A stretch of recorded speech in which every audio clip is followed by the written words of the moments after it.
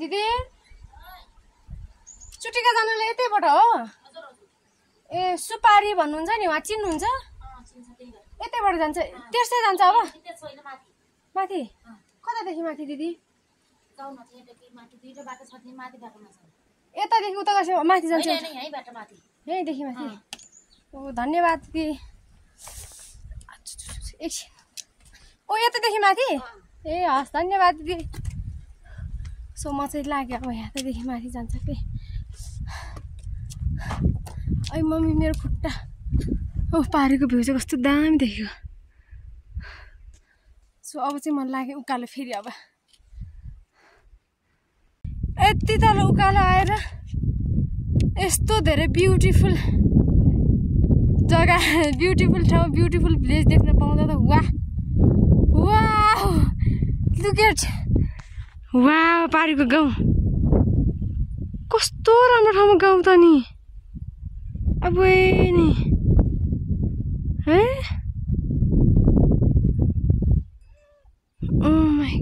तर यहाँबाट अलिकति भ्याउँदैन के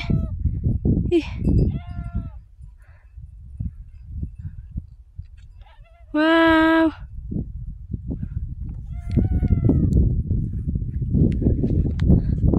यस्तो राम्रो गाउँ देखेको my god oh my god wow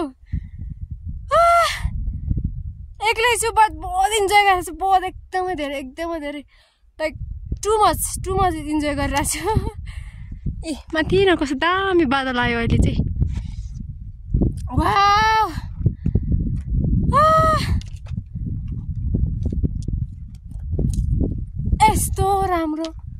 यस्तो राम्रो ठाउँ ओह माई गड कहिले यस्तै अचानक हिँडिदिनुपर्छ कि केही नसोची नसम्झी हिँडिदिनुपर्छ क्या है म चाहिँ त्यस्तै हिँडिदिन्छु कि तर ओ माई गड कस्तो दामी देखेको तर अझै 2 घन्टा लाग्छ अरे माथि पुग्न बाटोमा केही भेटेको पनि छैन खानालाई पिउनलाई तर खाएको पानी तिर्खा मेटिसक्यो सो जाम माई गड गाउँ त माथिको हिमाल पनि देखिन थाल्यो अब त यी डाँडाहरू तल देखिन थाल्यो अब त हाम्रो गाउँ देख्दो रहेछ त्यही माथि घामले पोलेर यस्तो भइसक्यो अनुहार अझै हिँड्दैछु न बाटोमा कोही भेटिन्छ न बाटोमा केही नामो निशान केही देख्दिनँ म चाहिँ अनि ऊ पारीको गाउँ चाहिँ वाह कस्तो राम्रो देखेको के यस्तो घामले पोलेर पुरै टल्किरहेछ तर राम्रो चाहिँ देख्दैन बट गाउँ चाहिँ वाउ यस्तो राम्रो देख्छ तर यहाँबाट मोबाइलले राम्रोसँग देख्दैन है ऊ पारी छ बट आँखाले चाहिँ देख्छ wow view oh my Gus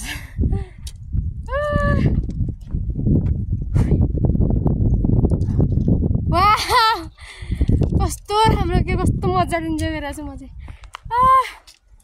let's go त हेभन हो कि के हो यति माथि आइसके डाँडा काटेर तलदेखि लागिसक्यो अझै भेट्दैन मम्मी ओ पारीको गाउँ चाहिँ कस्तो दामी देखेको है यो गाउँ यो घरहरू हो ऊ पारीको नि घरहरू वाउ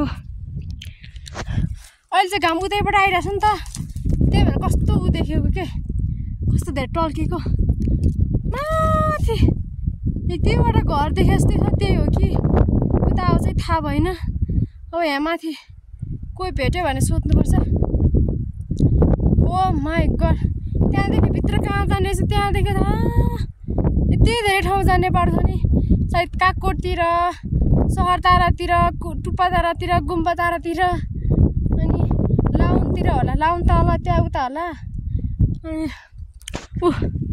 यति धेरै ठाउँ जाने बाटोहरू देखियो नि यो हिमाल त अब नजिकै छ मेरो यो हिमाल अझ घरबाट हिँड्दाखेरि नजिक भएको थियो जति यता आउँछ त पनि यही नजिकै देखिन्छ तर भेट्दैन है। मम्मी नि माथि पनि घर रहेछ नि, त्यहाँ हो कि तेर्से उता डाँडापुरी हो कि थाहा भएन। मान्छे भेटेको भए चाहिँ सोध्नुहुन्थ्यो है। अब त्यही हो, हिँडौँ। बहुत इन्जोय गरिरहेछ, एक्लै भयो नि इन्जोय त डह्रो गरिरहेछ। पछि एउटा फोटो खिच्दै भिडियो खिचिदिने मान्छे चाहिँ भएन, त्यो चाहिँ दुःखको कुरा। बट वाह भ्यू,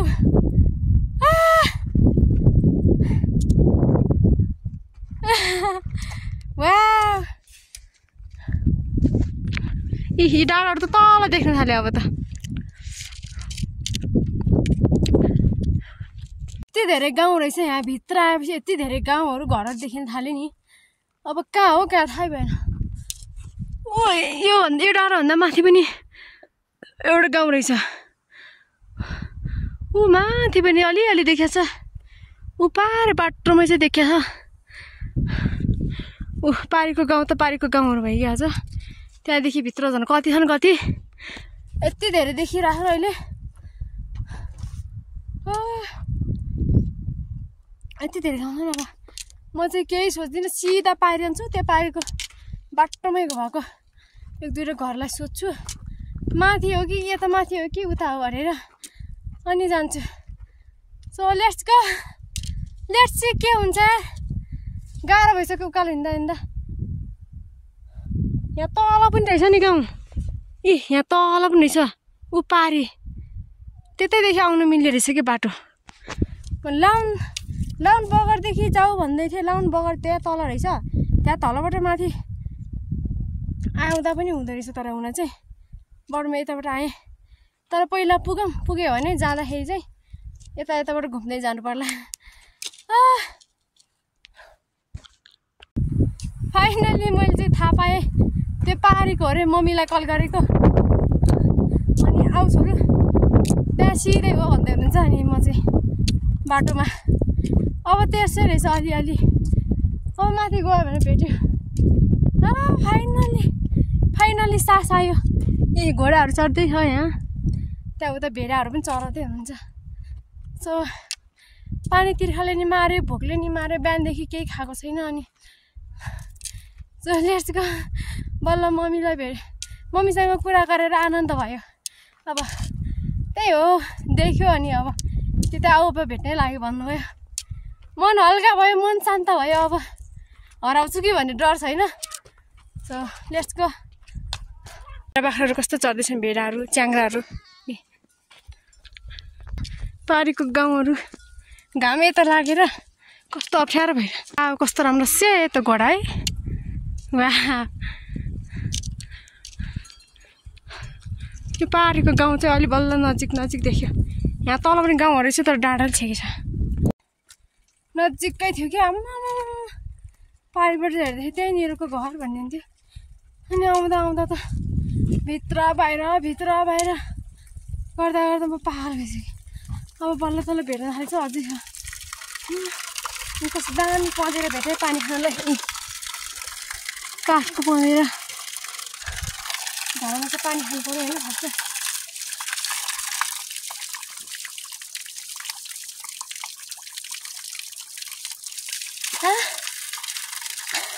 यो बिलाएर आएको पानी यस्तो मिठो। वाह, यसरी धारा बनाएको छ। अब चाहिँ पुग्नु लागि अलि उता अलि एउटा डाँडामा गयो भने ठ्याक्कै भेट्दैछ।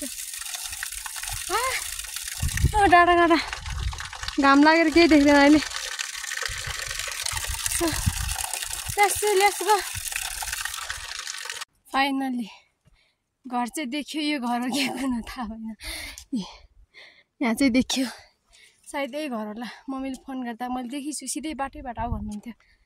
यही घर होला। लेट्स चाहिँ हामीले कहिले एकअर्कालाई देखेको छैनौँ।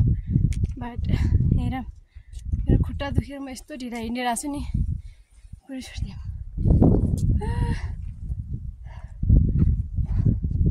यही होला सायद, एउटै घर छ भन्नुहुन्थ्यो। यही होला टोइलेट घर रहेछ। घर चाहिँ बल्ल तल्ल भेटेँ मैले चाहिँ कहाँदेखि बाटो चाहिँ थाहा भएन म उतापट्टि जान्छु अनि हेर्छु वा यहाँदेखि तलको गाउँ हेर्नु नि तल एउटा गाउँ रहेछ ए पहाडी भयो वा मम्मीलाई मम्मी एक्लै आएन खुट्टा जस्किनु तल उकालो चढ्दाखेरि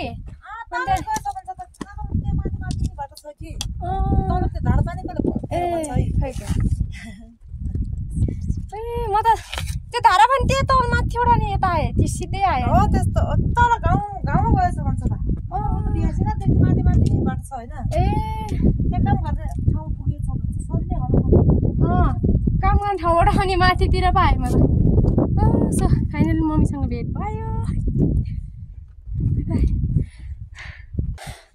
मम्मीकोमा पुग्यो घरभित्र पुग्यो अब चाहिँ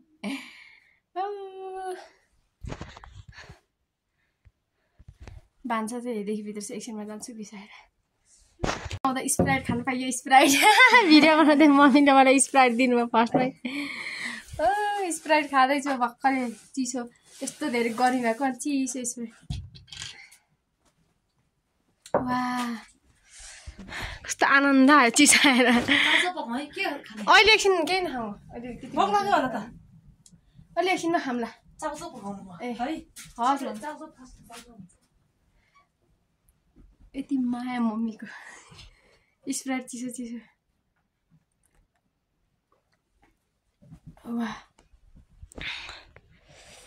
म चाहिँ स्प्राइट खाँदा यस्तो हावा चलिरहेछ अहिले चाहिँ यस्तो धेरै हावा चलिरहेछ अहिले चाहिँ चिसो भयो पसिना उभायो यस्तो चिसो भयो कि कुरै छोड्दैन वा वारिपारिको भ्यू गाइज मम्मी चाहिँ नास्ता बनाइदिँदै हुनुहुन्छ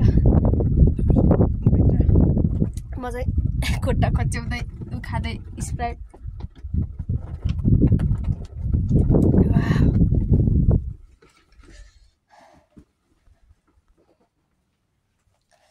भान्सा यो चाहिँ भान्सा कस्तो राम्रो देखेको भान्सा चाहिँ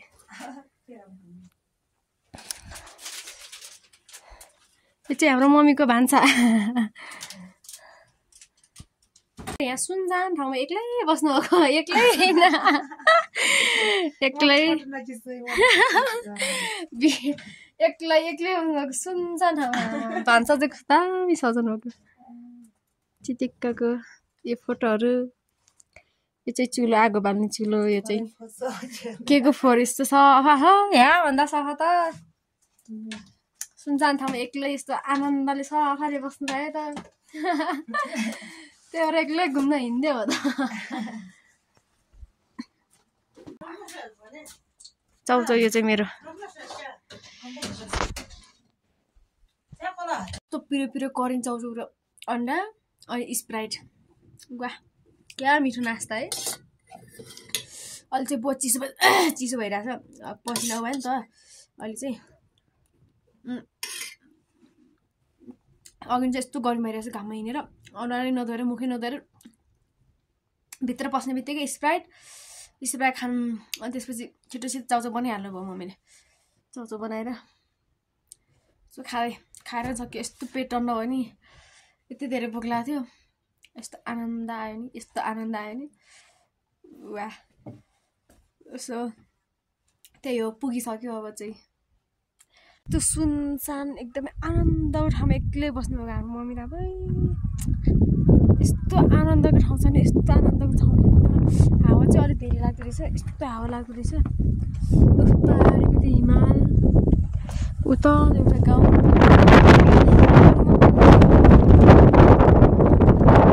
हावाले मलाई नै उडाउँछ जस्तो छ आँखै माटो त्यो बित्तिकै आफ्नो बाटो लगाएको मात्रै माटो आउँदा आउँदै बाटोमा फुटेर यस्तो भइसक्यो रातो भइसक्यो फाइनली पुग्यो आनन्दले पुगेर नास्ता पनि खायो बारी हेऱ्यो सुख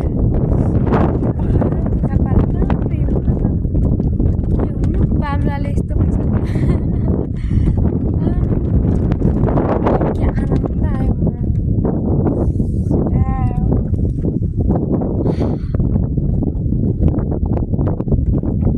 खुरा चस्केर यस्तो धौधौ पुग्यो नि यस्तो धौधौ पुग्यो नि कसम चाहिँ अहिले चाहिँ पुरै चल्नै देखेन थपक्क भयो हुन्छ जस्तो छ भोलि फेरि फर्किने भनेर मलाई चिन्ता लागिसक्यो अहिले नि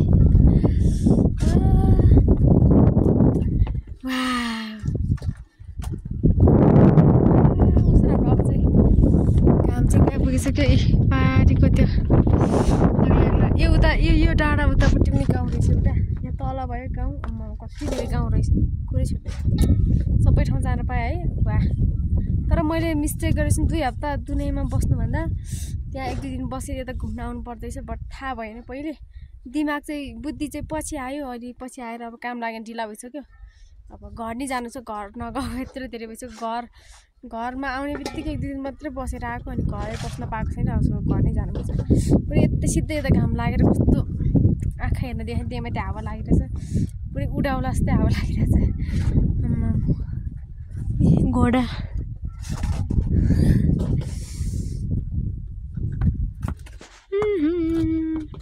जना धोतिरको भोटे धोबाट आउनु भएछ भोटे बस्नु हुँदो रहेछ उहाँले चाहिँ हामीलाई माथि बोलाउनु भएछ मम्मी र म फेरि म तल मोड लिन आएको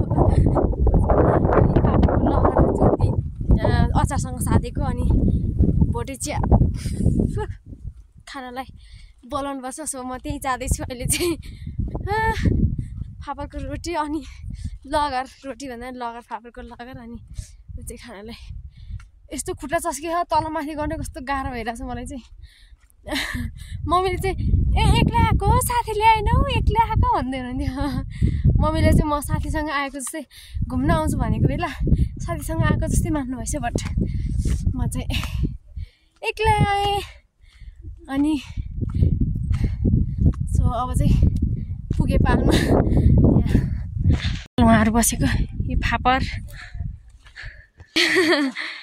यो चाहिँ फापरको पिठो लगर बनाउँदै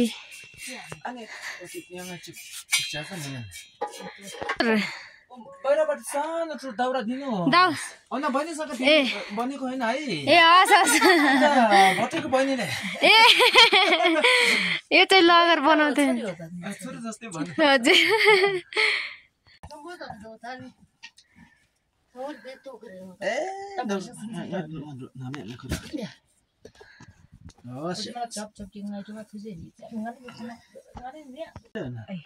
अनि मलाई ले त्यही के अपना दे टक टक सरकिने दुगा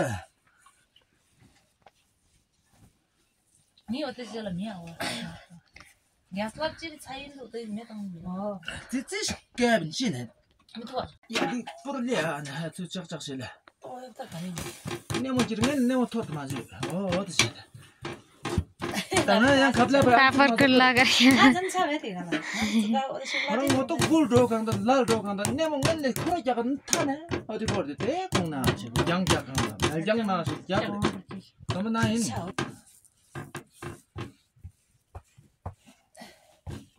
नानीहरुको ठाउँमा पनि यस्तो पाउँछ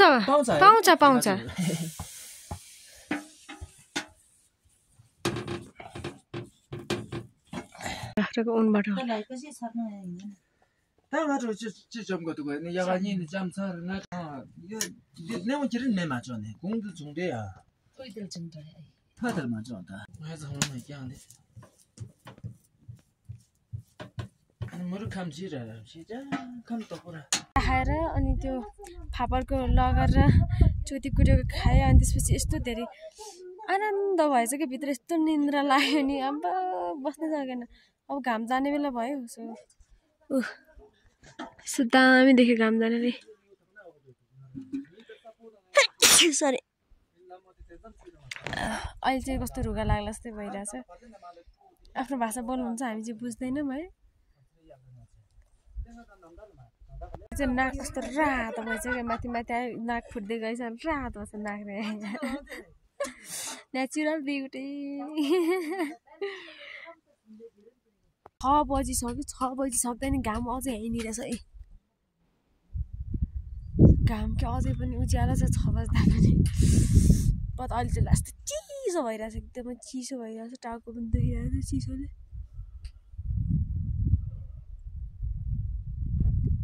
कस्तो चिसो भइरहेको छ अहिले त म अनि पारि हेर्नु नि हिउँ बाफ्रे कस्तो भएको है